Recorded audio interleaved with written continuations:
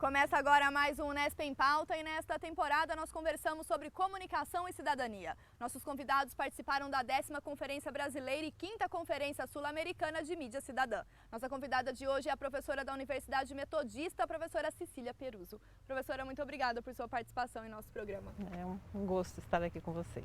Professora, pensando nessa grande discussão da comunicação e da cidadania, como que esses dois conceitos e também práticas sociais elas estão intercaladas? Tomando por base que cidadania é o exercício de direitos e deveres, quando a gente relaciona essa perspectiva, esse fundamento da cidadania à comunicação, nós estamos justamente apontando para a questão de que a comunicação, o exercício dela também tem a ver então com a prática, as práticas sociais voltadas para a cidadania. No sentido da comunicação, promover a cidadania também, professora? Eu diria que é no sentido de que a comunicação está envolvida, né, em práticas que visam a cidadania, que colaboram para o exercício da cidadania. Por exemplo? A comunicação não vai promover a cidadania em si, né, mas ela vai ser um elemento que facilita o exercício da cidadania, por um lado.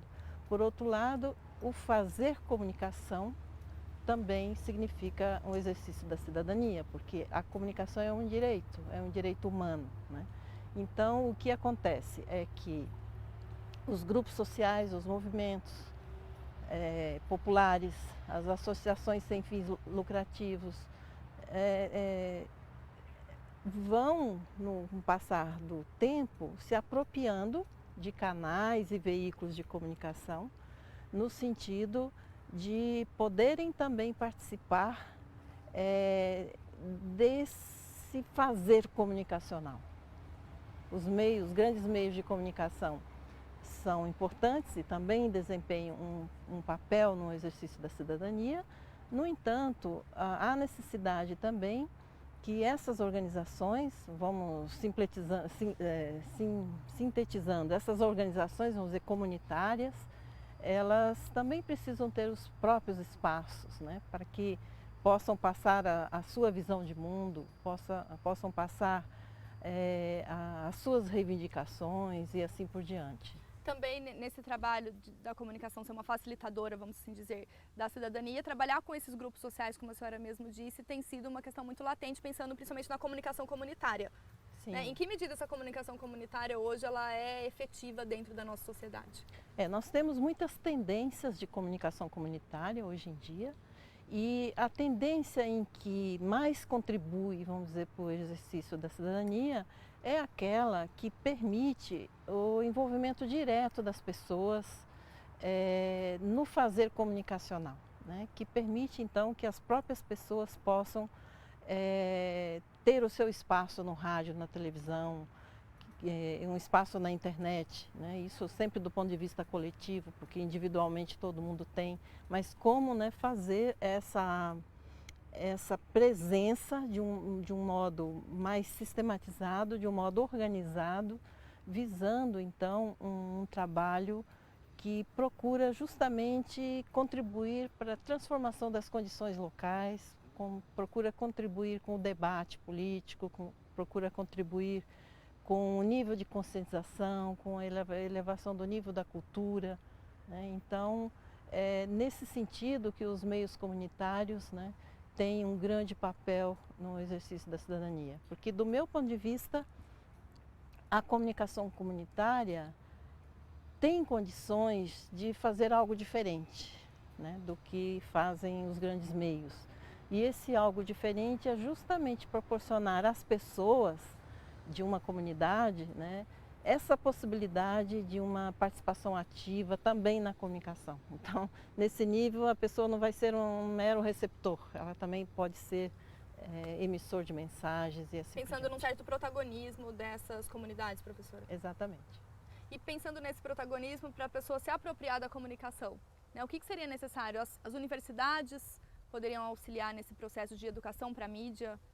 Sim. Eu acho que a universidade tem um papel muito importante, né, para facilitar esse processo E também as próprias organizações, no andar do seu processo organizativo, essas organizações também vão percebendo a importância da comunicação. Mas, sem dúvida nenhuma, eu acho que a universidade tem um papel essencial, não só no sentido de ela tem esse potencial e ela vai estender, né, essa possibilidade, mas ela tem esse potencial e ela pode ser uma facilitadora dos processos de comunicação nas comunidades. E tem sido, professora, diante da sua experiência, trabalhando com a questão da comunidade, da cidadania, né, dentro da universidade por meio de pesquisas científicas, mas também de projetos de extensão. A senhora acredita que tem cada vez mais aberto espaço para esse tipo de exemplo?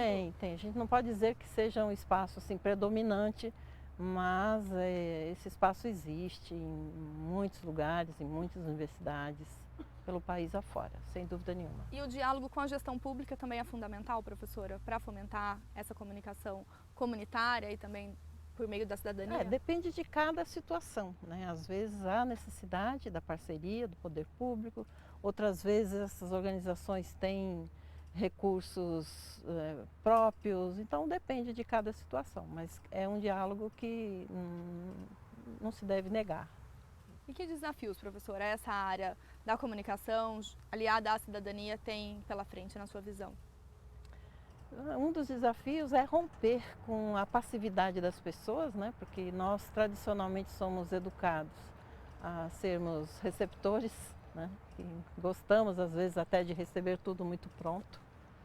E com isso a gente não se dá conta muitas vezes de que há um meio de comunicação que nós podemos nos inserir, né? Por exemplo, nas rádios comunitárias. Às vezes as equipes ficam isoladas, não tem muito envolvimento das pessoas do próprio lugar, porque acho que aquilo ali é de outro, né? É de um grupo fechado. De um grupo. Então, mas por quê? Porque justamente vê a comunicação como sendo algo de outro, né? Então eu acho que quebrar um pouco essa barreira é um dos grandes desafios, né? E o outro grande desafio é romper com a ideia que se tem de meio de comunicação, né? Então, por exemplo, que o meio de comunicação pode ser participativo, né? Não só para pedir música ou fazer uma denúncia, mas ser participativo do ponto de vista da gestão, do ponto de vista da criação dos programas, né? E tudo mais. Mas é um processo que depende muito da abertura que o próprio meio dá para a sua comunidade e assim por diante. Pensando nesse meio, nessa abertura para promover uma participação mais efetiva na mídia, professora, quais seriam os mecanismos ou caminhos possíveis de serem trilhados? Acho que o básico é abrir as portas mesmo, né? Convocar para discutir.